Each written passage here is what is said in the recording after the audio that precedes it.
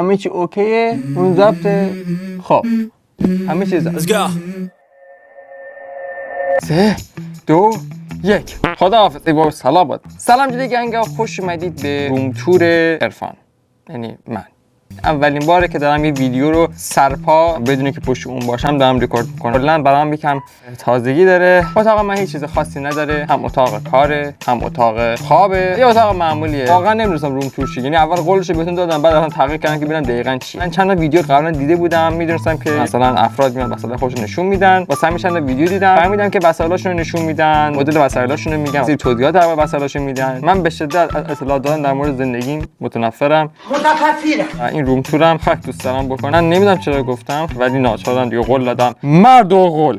یه چی؟ یه مرد. چیه؟ مرد. تمومی نداره 20 تا صفاتای مثبت.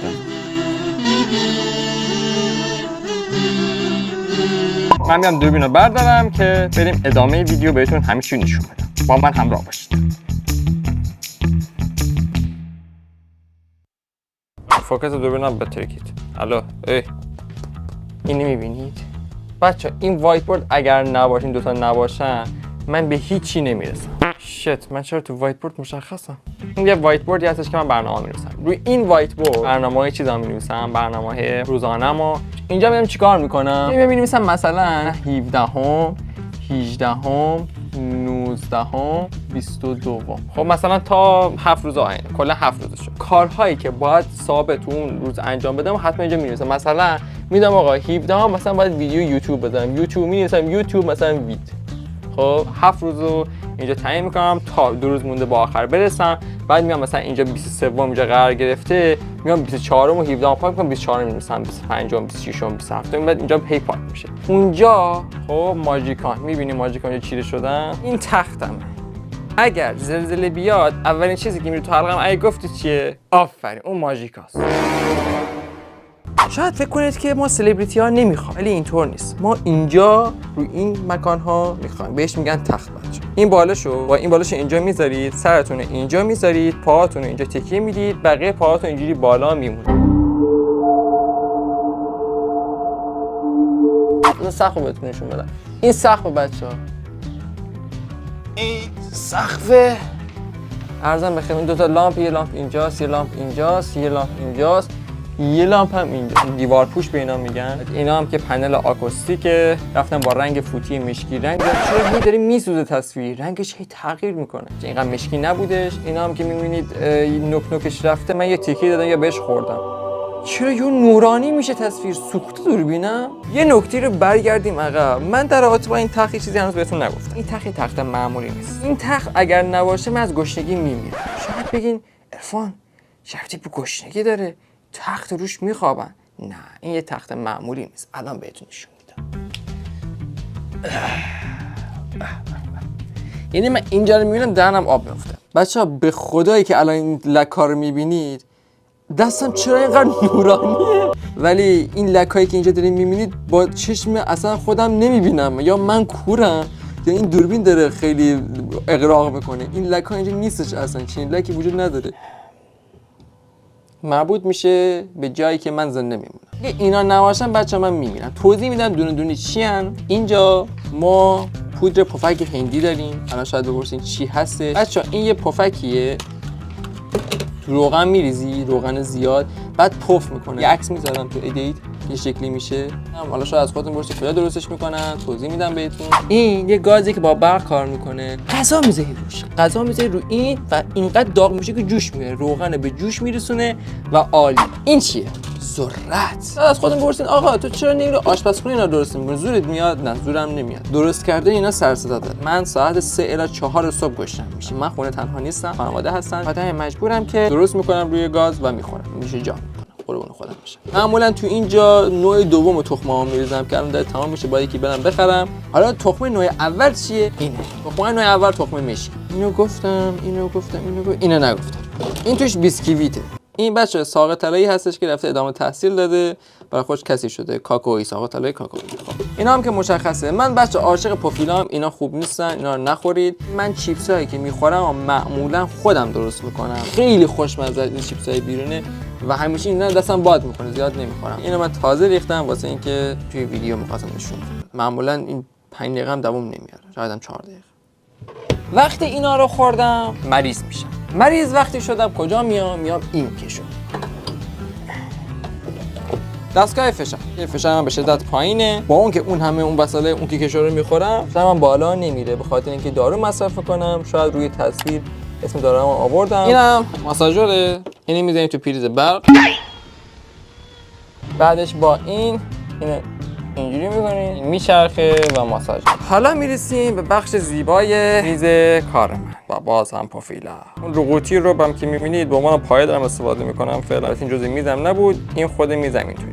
من عاشق میز بزرگم. یه میز بزرگ مثل همین میز با اون که وسیله اینجا گذاشتم بازم احساس می‌کنم جا کمه. مثلا پرینترمو چیکار کردم اصلا اینجا اضافه کردم به زیر میز و کم میاد، جا کم میاد بچه‌ها. حس می‌کنم توی تصویر براتون این سواله که این چیه؟ گفتم آشپزی می‌کنم تو اتاقم با اون گازه.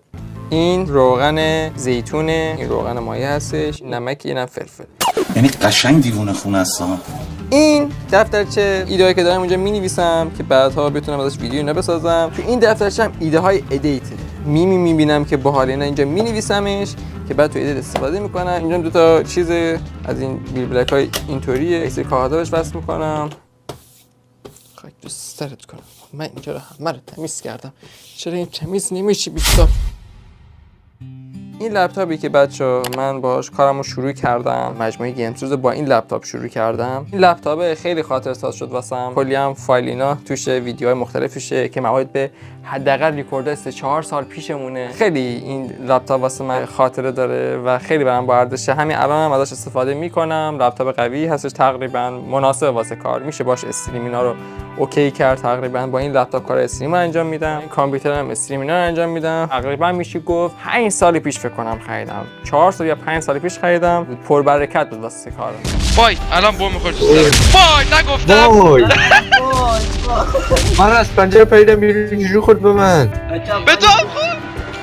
آره داداش بریم اینجا میشه بریم همونجا که لیلا بدر لیلا الفان یعنی رانندگیت خب بچه من یه انجینیرینگ دیده بودم.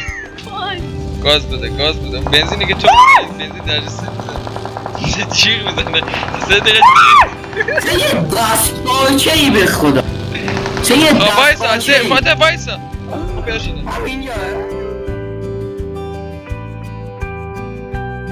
این اگر نباشه دستای من اوف میشه. اینقدر دستم عرق میکنه موقع کار کردن، موقع حالا بازی کردن. اوه چرا نورانی میشه.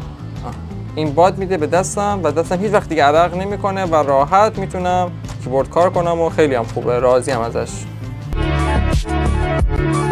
این که هندزفریمه چیه؟ هایلو یه بار شارژش میکنم بچه‌ها. تقریبا میشه گفت 1 ماه الی 2 ماه شارژ نگه میده و منم واقعا از هندزفری استفاده میکنم. نمیدونم چجوری اینقدر توانایی نگه داشتن شارژ داره و خیلی فوق العاده است. یه سری حوادث توی تاریخ اتفاق میفته که میگن توسط افرادی این حوادث کنترل میشه. اون افراد من با این 2 تا کنترل کل دنیا رو کنترل میکنم.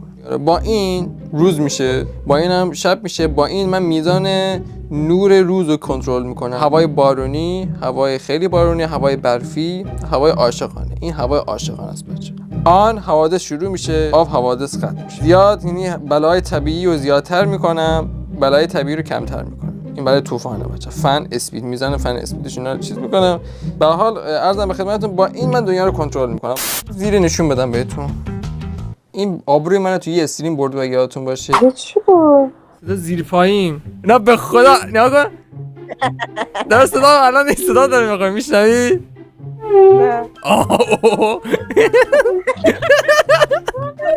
چه صدای بدی میخوره. این پرینترمه، پرینتر HP، پرینتر لیزری هستش. باش یه سری حالا مدارک نیاز داشته باشم، عکسی بخوام پرینت بگیرم با این پرینت میگیرم. یه پرینتر دیگه هم دارم، این پرینتره معمول خاک. آهنگ اوشین باید رو خودم بذارم. پرینتر جوهر افشانه و واسه چاپ تصاویر روی ماگ استفاده میشه. یکی از محصولات توی فروشگاهمون اینه، یکی اینو، یکی هم اون دستگاه رو بهتون نشون بدم. این دستگاه رو که باید بره کارگاه، این دستگاه و اون دستگاه ماگ درست میکنن، ماگای هر طریقی دلتون میخواد رو ماگ میندازن. یه روزی هم شاید اگه دوست داشتید یه روم تور که نمیگن، کارگاه تور میگن، یه کارگاه تور هم واسهتون میگیرم از کارگاهمون براتون. میکروفون مدلش میاد رو صفحه. این میکروفون مال زمان دایناسوراست، خیلی قدیمیه. از این بیلبلک هایی که جلوی کلماتی مثل پ و اینا رو میگیره رو واسه این گرفتم. اینم روکشم خودم گرفتم. 90% ویدیو با همین ریکورد میشه، با همین صدامو میگیره و خیلی خوب. اون کارت صدا وصله، اون کارت صدا هم خوبه، مدلش هم رو صفحه میاد، مشخصات کیس هم رو صفحه میاد، میتونید ببینیدش. این بچا میکروفون دومم که الان باهاش صحبت میکنم، رود وایرلس گو 2، چون که من با ماسک ریکورد میکنم، حالا تو استریم هستم ویدیو اینا ریکورد میکنم، صدام خیلی خفه بود. همین دیگه. مانیتورمه، اینم وبکممه که توی استریم ازش استفاده میکنم، لاجیتک. عرضم به خدمتتون. هدفونمه، هدفون هایپر ایکس. خدا هیچ اینقدر کثیف نیست، من نمیدونم چرا اینقدر دوربین بد میفته. این هدفون رو خیلی دوستش دارم بچه، یعنی این خراب بشه بسوزه بازم میرم عین همینو میخرم. البته خراب شده. این فیلم کی آماده میشه؟ این فیلم بسیار هیجان انگیز. اولا که خدایا عمر بده که بتونم آمادهش بکنم. یک دوم من آماده است. الحمدلله. از طریق دانگل وصل میشه. دانگل اینقدر داره به پشت کامپیوتر وصل میشه. شما برید مثلا یه اتاق دیگه صدا همچنان میاد وسطتون. چون که باتری این سوخته دیگه نمیتونم با دانگل وصلش کنم که اینو باید به زودی تعمیر بدم. از طریق این سیمه وصل میشه به پشت مانیتورم، صدای کامپیوتر رو بهم تحویل میده. اینم کیبوردمه، مدل کیبوردم رو صفحه میاد.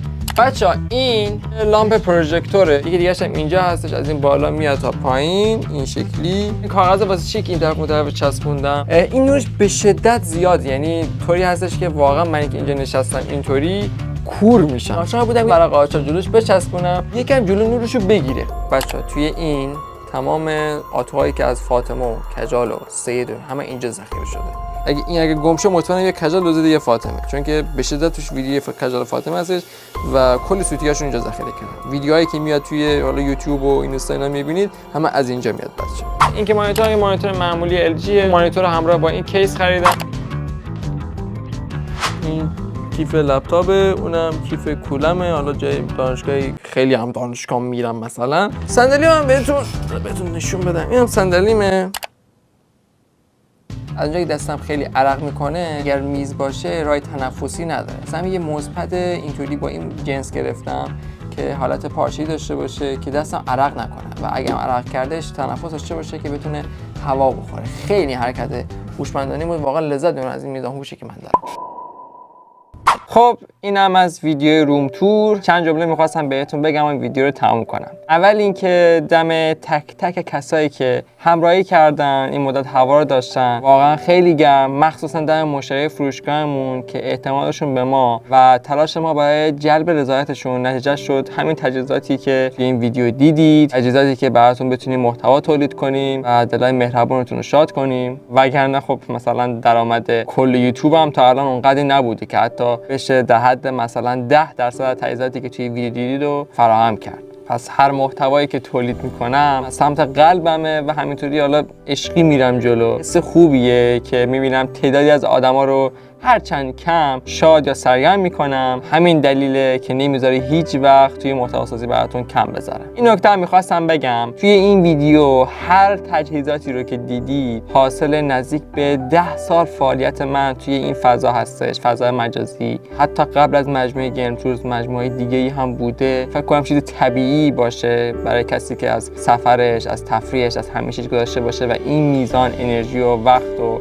تمرکزش رو بذاره روی کار چنین چیزی برسه. هرچند تعداد خاصی هم نبودش که بخوام مثلا بگم به جای بالایی رسیدم یا نقطه‌ای که الان هستم نقطه‌ای هستش که خیلی نقطه بزرگی هستش. نه، در حد خودم و تلاش خودم نتیجه خوبی بوده واسم و هر کسی هم این میزان وقت و انرژی و تمرکز رو بذاره قطعا حتی 10 برابرش رو به دست میاره. پس اگر تازه شروع کردید یا اصلا هنوز شروع نکردید، خدای نکرده 1% هم شرایط الانتون رو با کسی که سالها در روی زمینه فعالیت میکنه مقایسه نکنید. اعضای تیمم و تک تک کسایی که توی این مسیر کمکم کردن و همچنان میکنن بوسشونم و تمام تلاشمو میکنم که روزی براشون جبران کنم.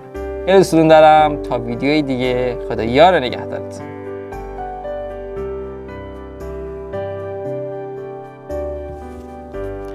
آپشنی که این کلام داشت اینه که من الان دارم پشتم رو نگاه میکنم ولی روم به شما نیستش، ولی شما فکر میکنید روم به شماست ولی روم نیستش و خیلی عجیبه که من میتونم هم جلو رو نگاه کنم هم پشتم رو نگاه کنم و نمیدونم این چه آپشنی که من دارم.